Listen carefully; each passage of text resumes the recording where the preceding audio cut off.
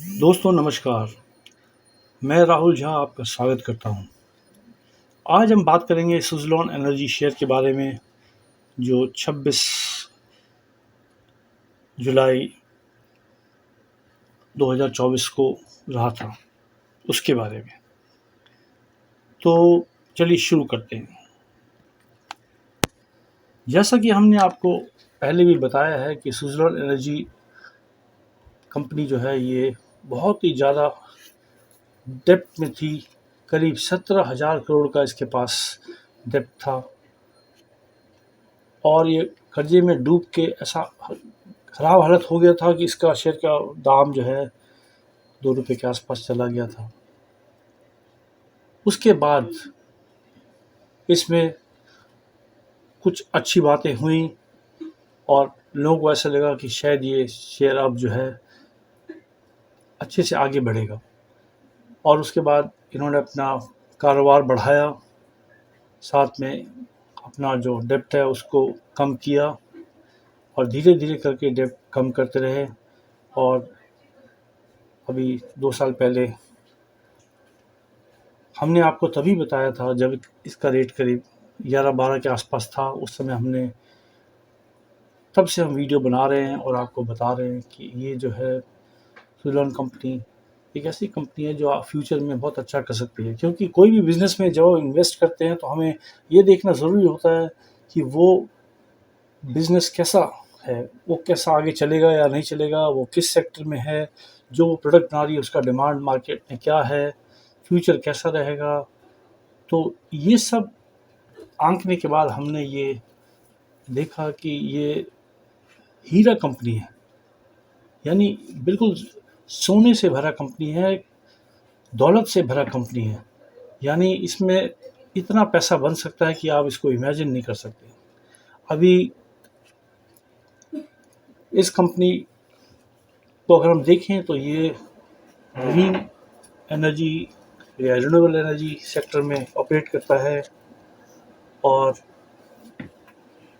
Renewable energy sector में ये बहुत अच्छी कंपनी है, बड़ी कंपनी है।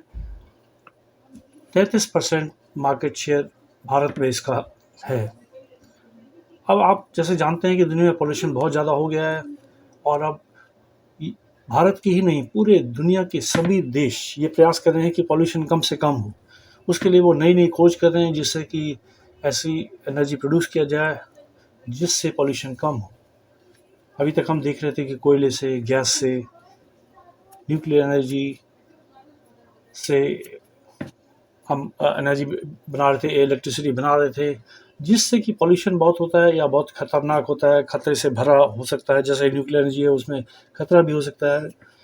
कोल से, गैस से जब बनाते हैं बिजली तो उसमें पॉल्यूशन बहुत होता है। तो ऐसे में सभी दुनिया के सभी देश ये कोशिश कर रहे थे ऐसी चीज़ ढूंढने की जिससे कि पॉल्यूशन कम हो और ऐसे चीज़ों को आगे बढ़ाया जाए। तो रिन्यूएबल सेक्टर में हालांकि बहुत सारे देश जो थे वो हाइड्रो इलेक्ट्रिक प्रोजेक्ट को काफ़ी बढ़ावा दे रहे थे, पर देखिए उसमें भी बहुत तरह की प्रॉब्लम्स हैं। पहाड़ों में टेंशन ज़्यादा हो जाता है, पानी बहुत ज़्यादा इकट्ठा करना पड़ता है और उससे बहुत सारे हादसे भी हो सकते हैं। ये हमने अभी पिछले कुछ सालों में देखा है कि ज़्यादा पहाड़ों में छेड़छाड़ करना, डैम बनाना, उससे जो है कुछ न कुछ नुकसान होता है, और अगर कोई बांध टूट जाए तो बहुत बड़ा फ्लड आ सकता है, इस सब की संभावना रहती है। तो ये कुछ प्रॉब्लम्स थी हाइड्रो इलेक्ट्रिक प्रोजेक्ट में भी। पर अब गवर्नमेंट ऐसी चीज़ को बढ़ावा दे रही है जिससे कि पॉल्यूशन भी कम होगा और ख़तरा भी उस हिसाब से थोड़ा कम होगा। अब जैसे कि सोलर एनर्जी और विंड एनर्जी को बढ़ावा दिया जा रहा है। हालांकि सोलर एनर्जी में सोलर पैनल्स हैं, पैनल्स यूज़ होते तो ठीक है, उसके बाद जो है पैनल को डिस्ट्रॉय करना ठीक से ज़रूरी होता है, नहीं तो उससे पॉल्यूशन बढ़ सकता है। पर फिर भी वो अच्छा है कि सूरज की रोशनी से ही हम बिजली बना सकते हैं और वो बहुत अच्छा साधन होगा, उसमें पॉल्यूशन कुछ भी नहीं होता है। बस सूर्य की रोशनी आई और बिजली बनी तो सोलर पैनल बनाने के समय कुछ जो पॉल्यूशन आ सकती है, या उसको जब उसका काम ख़त्म हो जाए तो उसको जब आप डिस्कार्ड करते हैं तो उस समय कुछ प्रॉब्लम आ सकती है उसको। नहीं तो वो भी एक बड़ा सेफ तरीका है एनर्जी बनाने का। अब विंड एनर्जी को प्रमोट किया गवर्नमेंट ने। ये एक ऐसी एनर्जी है जिससे आप हवा चलेगी, हवा से आपका बिजली बनेगी और बिल्कुल पॉल्यूशन फ्री होगा। बड़े बड़े विंड फार्म बनाए जा रहे हैं और उसमें विंड मिल बड़े बड़े लगाए जा रहे हैं, और उसमें हवा चलने से विंड मिल वो घूमेगा और उससे बिजली बनेगी। ये एक बहुत अच्छा तरीका है, इसमें पॉल्यूशन भी कुछ नहीं है। और बहुत सारी ऐसी जगहें हैं देश में जहाँ पे हवा बहुत अच्छे हमेशा चलती रहती है, चाहे धीरे चाहे तेज़, यानी हवा की अवेलेबिलिटी बहुत अच्छी है। और एनर्जी विंड से इलेक्ट्रिसिटी बनाना बहुत ही यूज़फुल अच्छा हो सकता है।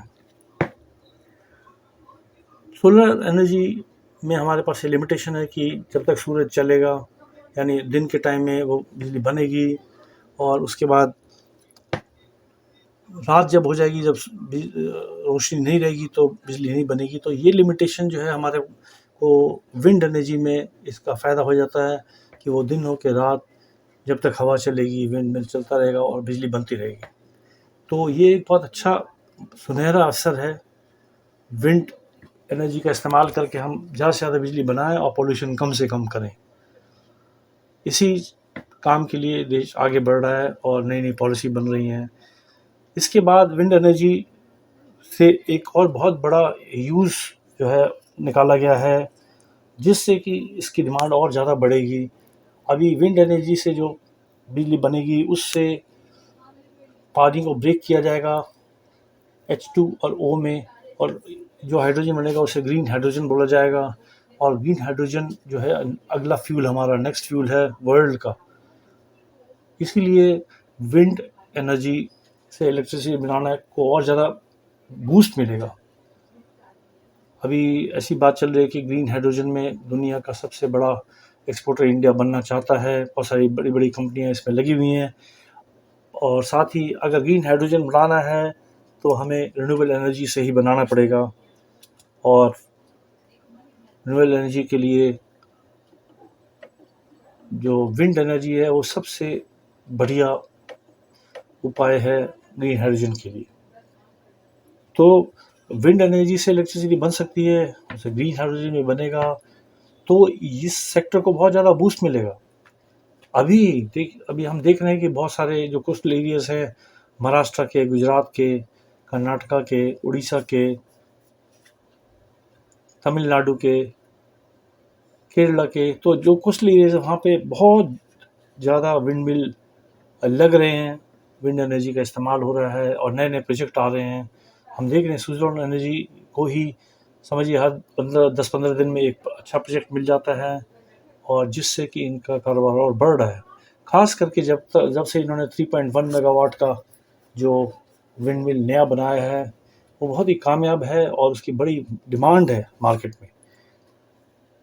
और इस तरह से हम देख रहे हैं कि इसी तरह से अगर विंड एनर्जी को प्रमोट किया गया तो आगे बहुत अच्छा फ्यूचर है। गवर्नमेंट का टारगेट है 2030 तक 500 गीगावाट जो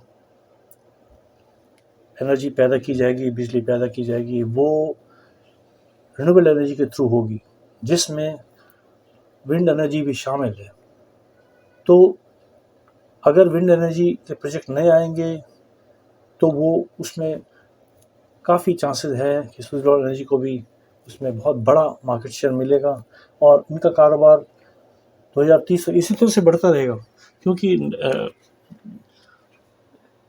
गवर्नमेंट का अगर ये टारगेट है 500 गीगावाट का, तो यानी इसमें से बहुत सारा गीगावाट जो है ये एनर्जी स्विट्ज़रलैंड एनर्जी को भी बनाने को मिलेगा और इस तरह इनका व्यापार बढ़ता जाएगा। अभी हमने देखा है कि पिछले 2 साल में इनको बहुत सारे नए-नए प्रोजेक्ट मिले हैं और इतना अच्छा कारोबार चल रहा है कि इन्होंने अपना 17,000 करोड़ का समझिए डेब्ट था, जो 13,000 करोड़ का डेब्ट जो था, वो इन्होंने अभी उसको ज़ीरो कर दिया है।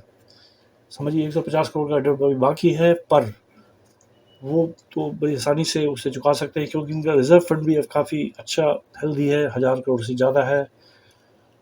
तो अभी हमने देखा कि इनका रिज़ल्ट भी जो आया है, जो मार्च में रिज़ल्ट आया था, उसमें प्रॉफ़िट जो था उससे काफ़ी इम्प्रूवमेंट हुआ है प्रॉफ़िट में। और अगर क्वार्टर ऑन क्वार्टर बेसिस देखें तो पिछले जून क्वार्टर में पिछले साल के 100 करोड़ का प्रॉफ़िट आया था।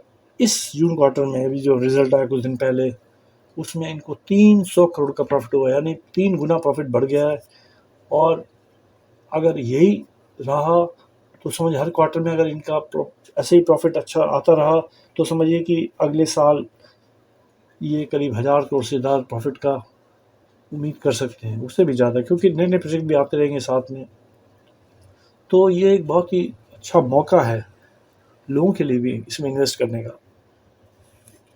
हालाँकि इसका रेट काफ़ी बढ़ चुका, ₹9 से हम इसे देख रहे हैं बढ़ते हुए, अभी करीब-करीब 60-62 हो गया इसका रेट। तो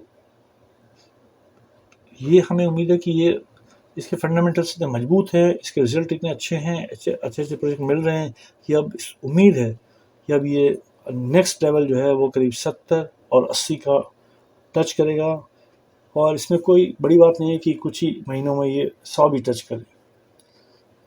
तो बहुत ही बुलिश हैं जितने भी फॉरेन इन्वेस्टर्स हैं और डीआईज़ हैं, उन्होंने भी अपनी होल्डिंग बढ़ाई है। अब आप ये देखिए कि अभी डीआईज़ की होल्डिंग 1 साल पहले करीब समझिए 8% था और वो बढ़ के अभी 21 और 22% के बीच में है। डीआईज़ ने भी अपनी होल्डिंग बहुत बढ़ाई है और जो रिटेलर्स हैं उनको काफ़ी इसमें फ़ायदा हुआ है। बहुत सारे रिटेलर्स निकल भी गए हैं, करीब समझिए रिटेलर्स 72% थे जो कि अब 56% ही रह गए हैं। बहुत सारे लोग प्रॉफ़िट कमा के बाहर निकल गए, पर जो निकल गए वो बहुत पछता ही रहे होंगे कि हम क्यों निकले, हमें इसमें इन्वेस्टेड रहना चाहिए था। अब जैसे अभी देखिए इसमें फिर से बाइंग हो रही है, काफ़ी रिटेलर अपना प्रॉफ़िट लेके निकल रहे हैं। तो अभी यही देखा जा रहा है कि रिटेलर्स बाहर निकल रहे हैं और इंस्टीट्यूशंस जो हैं, एफआईआईज़ जो हैं या डीआईज़ जो हैं, वो काफ़ी अपनी होल्डिंग्स में बढ़ा रहे हैं। प्रमोटर्स की होल्डिंग जैसे अभी अपने 8 नहीं, वो 13% है, करीब 13.27% है। अब वो उसको चाहेंगे उसको बढ़ाएँ और उसको बढ़ाने के प्रोसेस में अगर वो खरीदारी करेंगे तो और ज़्यादा शेयर के रेट बढ़ेंगे और उम्मीद है कि इस शेयर को काफ़ी बूस्ट मिलेगा। सेक्टर भी अच्छा है, आगे प्रॉस्पेक्ट भी अच्छा है, गवर्नमेंट भी फोकस कर रही है, दुनिया में सभी देश इस पे फोकस कर रहे हैं और ऐसी एनर्जी है जो कि आसानी से बन जाती है, हवा से बनती है, कुछ आपको कुछ चाहिए भी नहीं, खाली हवा चले और बिजली बने। ये बहुत ही अच्छा सिचुएशन है। तो हम यही कहना चाहेंगे कि ये एक ऐसे सेक्टर में काम कर रहा है जिसका फ्यूचर बहुत ही ज़्यादा ब्राइट है और ये कंपनी आगे बढ़ता रहेगा। याद है कि इसका जो हाई है 459 है, तो मुझे पूरी उम्मीद है कि ये 459 को भी क्रॉस करेगा कुछ सालों के बाद। तो हम स्विट्ज़रलैंड के बारे में जितना भी कहें अभी कम है। साथ में हम ये भी बताना चाहेंगे कि ये जो वीडियो बना रहे हैं वो एजुकेशन पर्पज़ के लिए बना रहे हैं। अगर आप इन्वेस्ट करना चाहते हैं तो आप अपने जो एक्सपर्ट है उनसे गाइडेंस लें। अगर आप हमारे चैनल पे पहली बार आए हैं तो इसे लाइक और सब्सक्राइब करें। हम इसी तरह से आपके पास बिज़नेस सेक्टर के बढ़िया खबरें लाते रहेंगे और आपका ज्ञान बढ़ाते रहेंगे। धन्यवाद।